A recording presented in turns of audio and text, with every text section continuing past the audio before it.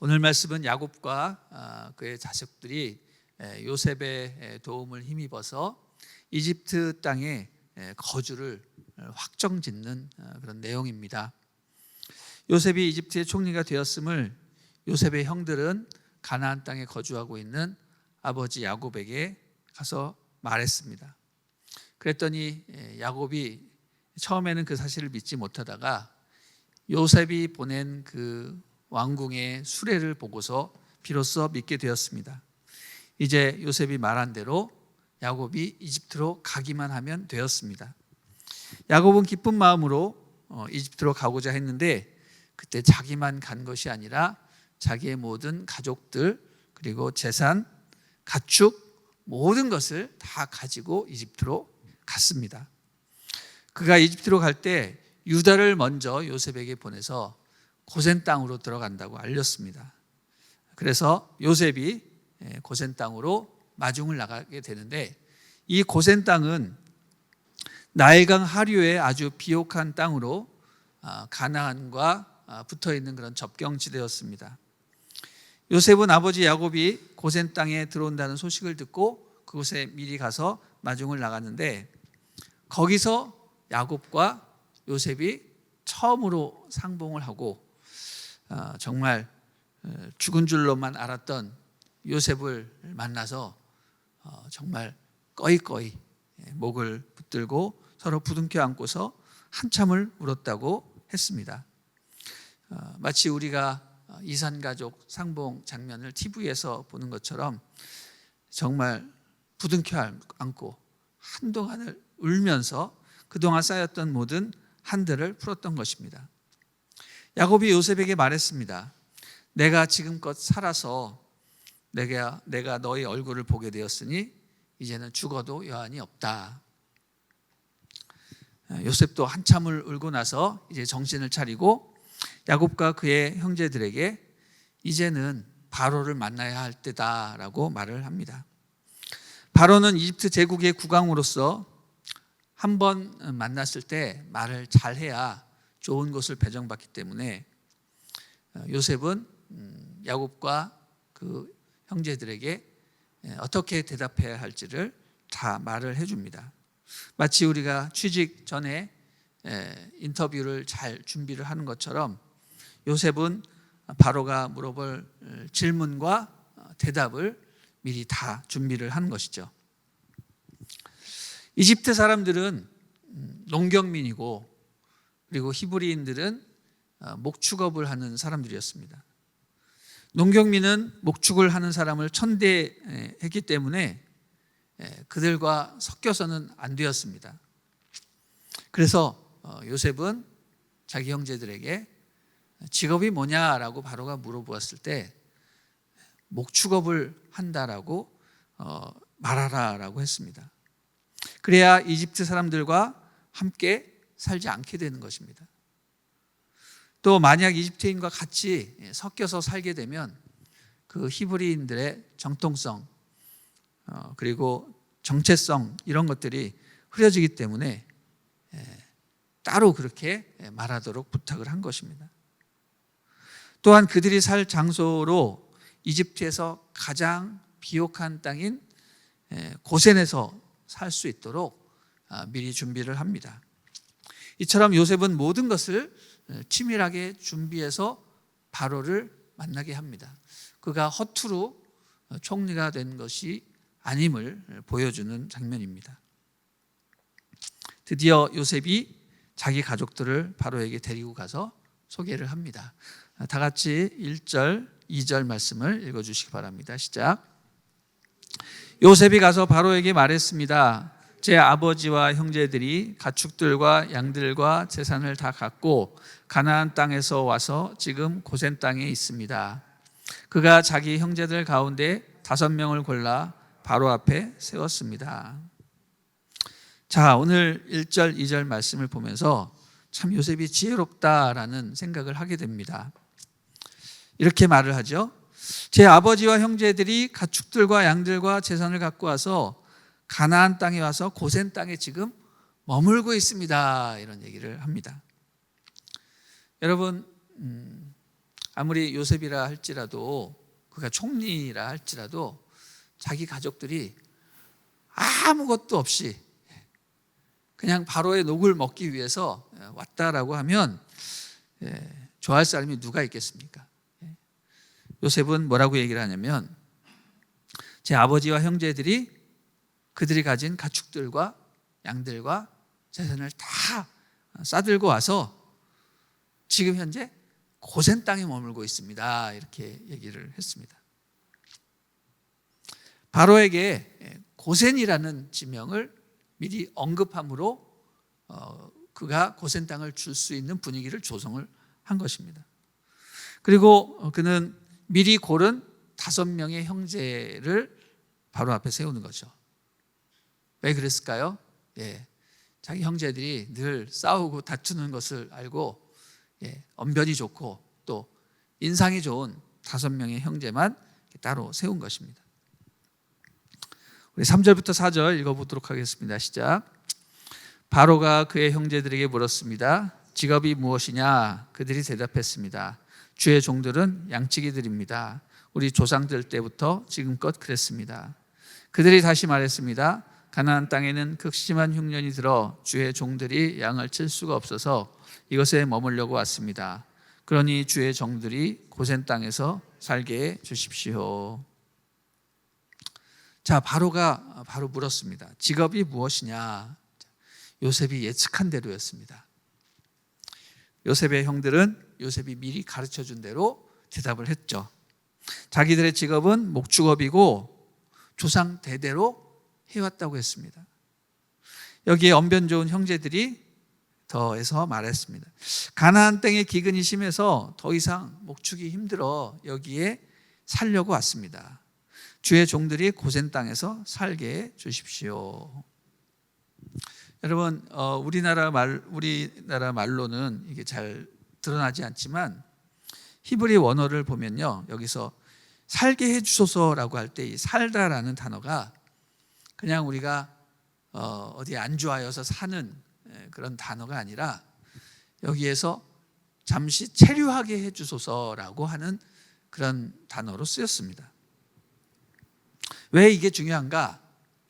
여러분 대부분 미국이나 캐나다 이런 데 여행을 가셔서 아시겠지만 우리가 비자를 받을 때 비자 받기가 옛날엔, 지금은 쉽었지만 옛날엔 쉽지 않았잖아요. 그래서 비자 인터뷰를 꼭 준비하곤 했는데 그때 영사가 꼭 물어보는 질문이 있습니다. 뭐냐면 얼마나 계실 겁니까? 이 질문을 합니다.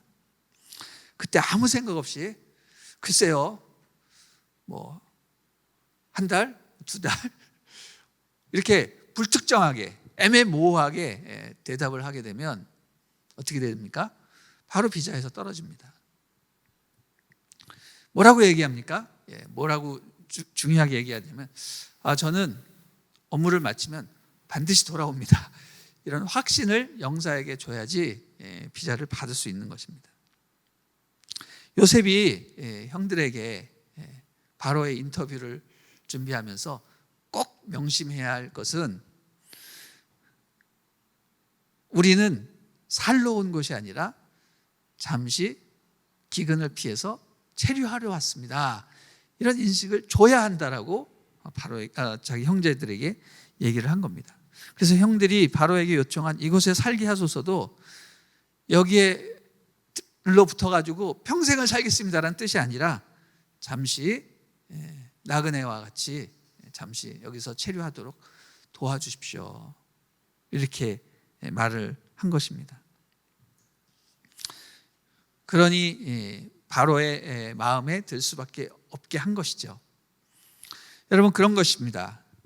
우리가 어디에든 살 때는 여기에 잠시 체류한다라는 생각을 갖고 있어야지 여기가 좋사오니 내가 여기에 완전히 안주하겠다 이런 생각을 갖고 살아가게 되면 우리의 믿음과 신앙은 도태되게 되어 있습니다.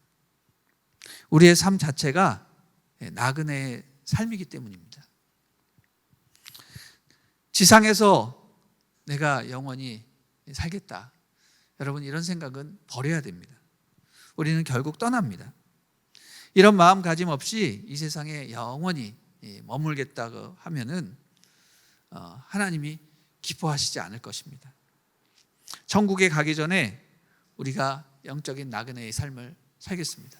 주님 말씀하시면 떠나고 주님이 말씀하시면 여기에 거하겠습니다.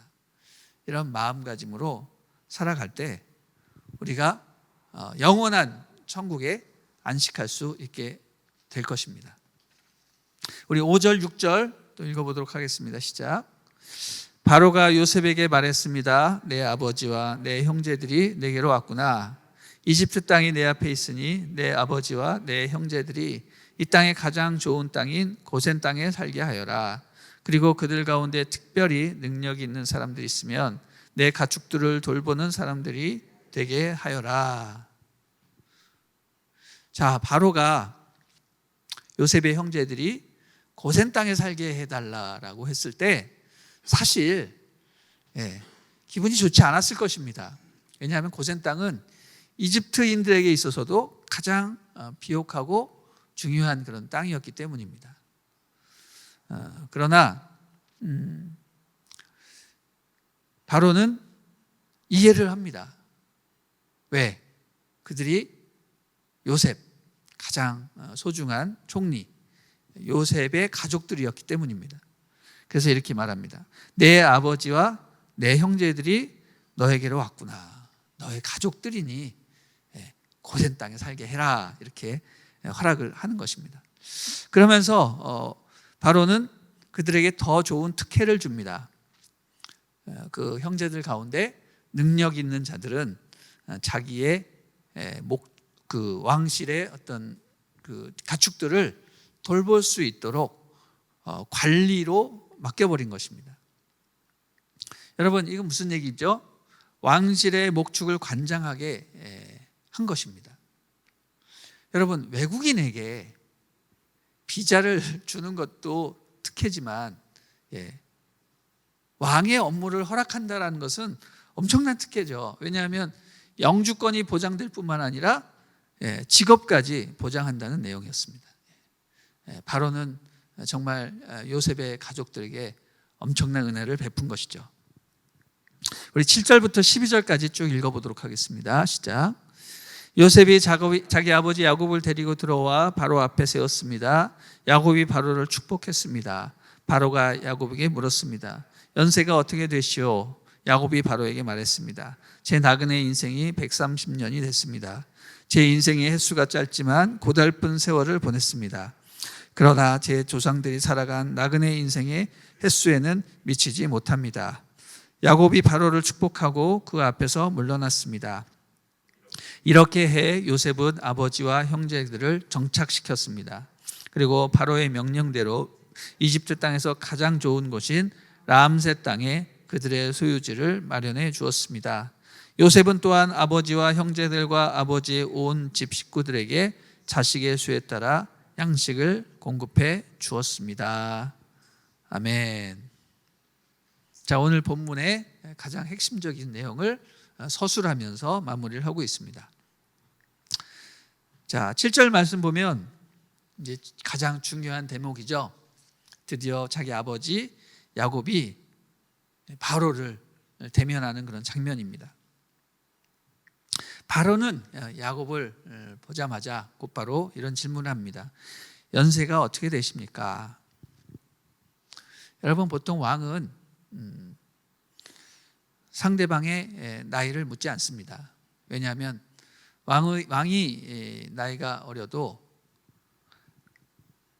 연장자에게 존댓말을 하거나 그를 이렇게 높이는 일을 하지 않기 때문입니다. 왜냐하면 왕이란 존재 자체가 가장 높은 사람이기 때문에 그 앞에선 아무리 노인이라도 다 아랫사람이기 때문입니다. 그러나 바로가 야곱을 보자마자 나이를 물었습니다. 그 이유는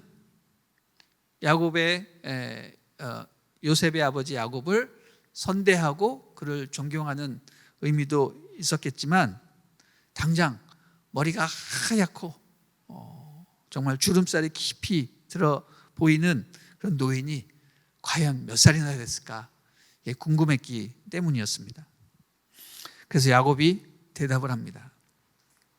제 나이 130세, 인생의 횟수는 짧지만 고달픈 세월을 살았습니다. 이 개역 개정 번역본을 보면 험악한 삶을 살았습니다. 이런 얘기를 합니다. 계속해서 말합니다. 그러나 제 조상들이 살아간 나그네의 인생의 횟수에는 미치지 못합니다.